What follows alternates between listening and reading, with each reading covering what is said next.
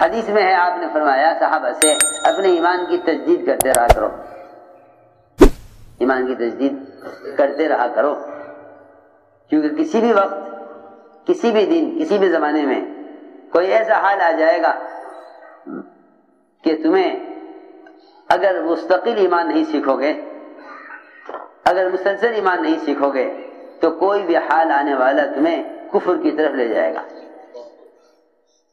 ارے سنو تو صحیح، اگر مسلسل ایمان کے سیکھنے کو کام نہ بناؤ گے تو کوئی ایسا حال آئے گا جو تمہیں کفر کی طرف لے جائے گا۔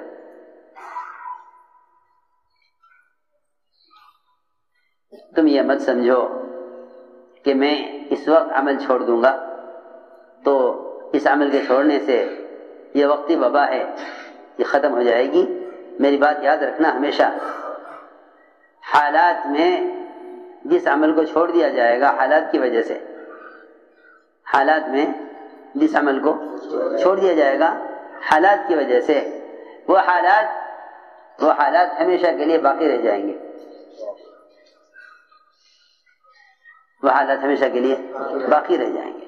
عمل کے چھوڑنے سے حالات میں دوام پیدا ہوگا، حالات ختم نہیں ہوں گے،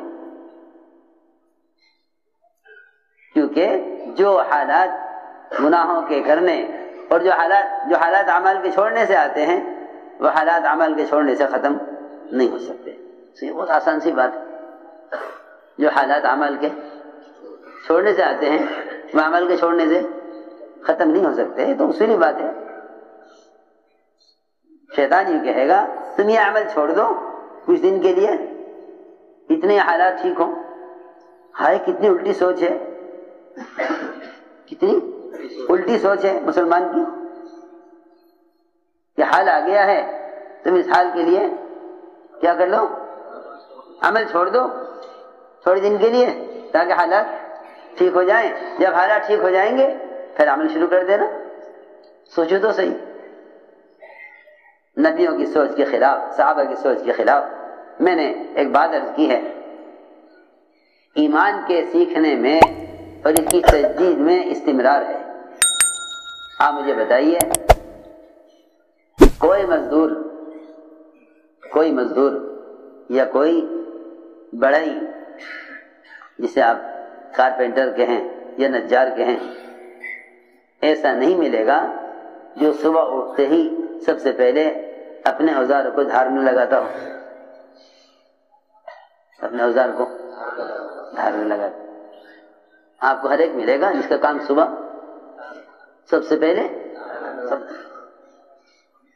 ہاں میرے یہاں بڑا ہی کام کر رہا تھا، کتابوں کی الماری بنوا رہا تھا، اور وہ صبح کو دیر سے آیا، مجھے تقاضا کہ جلدی سے کام نمٹے، لکڑی کی الماری میں کتابیں رکھنے، اور وہ دیر سے آیا، آ کے اطمینان سے بیٹھ گیا اور سارے اوزار کھول لیے، اوزار کو بھائی یہ کیا کر رہا تھا، کہنے لگا یہ نہیں کروں گا تو میں دن بھر آپ کا کام کیسے کروں گا، ہاں دن بھر کام کیسے کروں گا، یہ آگے جتنے بھی کام ہیں لکڑی کاٹنے کے، چھیننے کے، رندا چلانے کے، بسولی چلانے کے، یہ سارے کام کروں گا کیسے جب تک اوزار کو دھارنے لگاؤں گا۔ اللہ اکبر، ایک مستری کے اپنے اوزار سے کام لینے کے لیے اپنے اوزار کو دھار لگانا اور ان کی تجدید ضروری ہے۔ بدن کے سر سے لے کر پیر تک ان سارے اعضاء سے اللہ کے اوامر کو پورا کرنے کے لیے ایمان کی تجدید کتنی ضروری ہوگی، کیا بتاؤں میں آپ کو۔ آج اگر یہ کہہ دیا جائے کہ دعوت کے بغیر ایمان نہیں بنے گا اور گشت کے بغیر یقین نہیں بنے گا تو پڑھے لکھے لوگ یہ کہتے ہیں کہ تبلیغ والے غلو کر رہے ہیں اور انہوں نے ایمان کے بننے کو صرف تبلیغی جماعت میں ہی منحصر کر دیا ہے۔ جی ہاں، اور اگر یہ بتا دیا جائے مولیہ صاحب کا ملفوظ کہ 4 مہینے اللہ کے راستے کے لیے نکلنے کو جب تک جزو زندگی نہیں بناؤ گے ایمان کی حلاوت نہیں چکھ سکتے،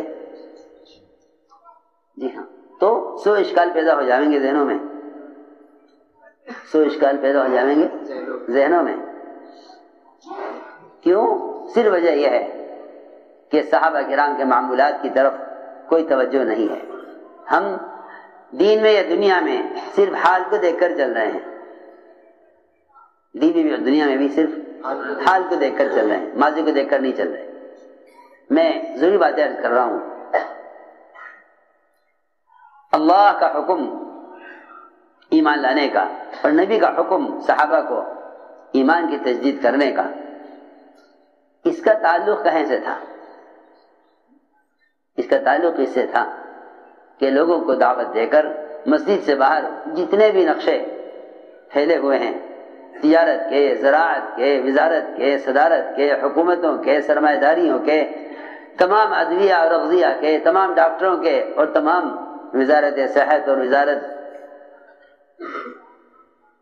وزارتوں کے، ان سارے نقشوں میں سے لوگوں کو دعوت دے کر نکالو، یہ سمجھا کر کہ ان نقشوں سے نہیں ہوتا، اللہ کی ذات عالی سے ہوتا ہے۔ اس کو سمجھنے کے لیے اللہ کے گھر میں ایمان کے حلقوں پر جمع ہو گئے تو ایمان بنے گا۔ یہ ایمان کی تجدید کا طریقہ یہ تھا۔ جب آپ نے صحابہ کو حکم دیا نا ایمان کی تجدید کا، تو صحابہ نے اس حکم کو ایسے پورا کیا، صحابہ نے اس حکم کو ایسے پورا کیا، صحابہ نے اس حکم کو ایسے پورا کیا کہ وہ لوگوں کے پاس چل کر جاتے تھے اور ان سے کہتے تھے کہ چلو ہمارے ساتھ اٹھو، ہمارے ساتھ چلو، اب میرے پر ایمان لائیں گے، میرے پر ایمان لائیں۔ اس لیے بات یاد رکھنا کہ تبلیغ میں گشت کا موضوع ایمان میں کمال پیدا کرنا ہے۔ تبلیغ میں گشت کا موضوع ایمان میں کمال پیدا کرنا۔ اگر آپ اپنے گشت کو صحابہ کی گشت کے عین مطابق کرنا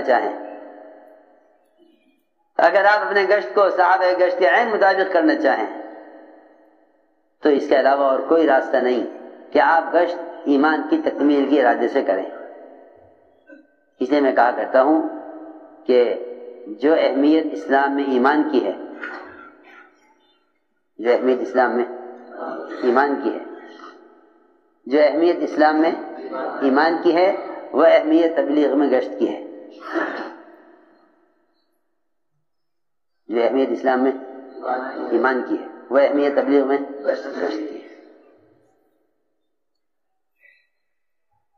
جو تم تو یوں سوچتے ہیں کہ بھئی دیکھو گشت کا موقع ہے یا نہیں، جی ہاں،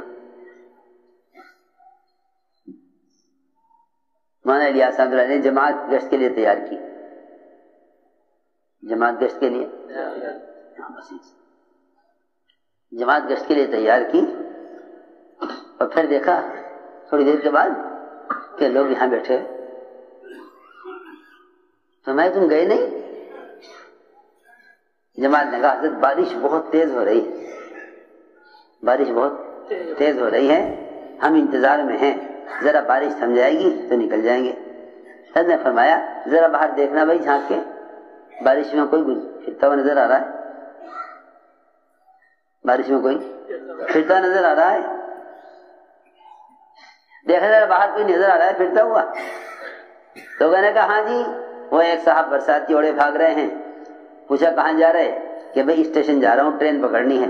ہوا کرے بارش، ٹرین تو نہیں چھوڑنی، ٹکٹ اتنے کا ہے، اگلی کوئی ٹرین نہیں ہے۔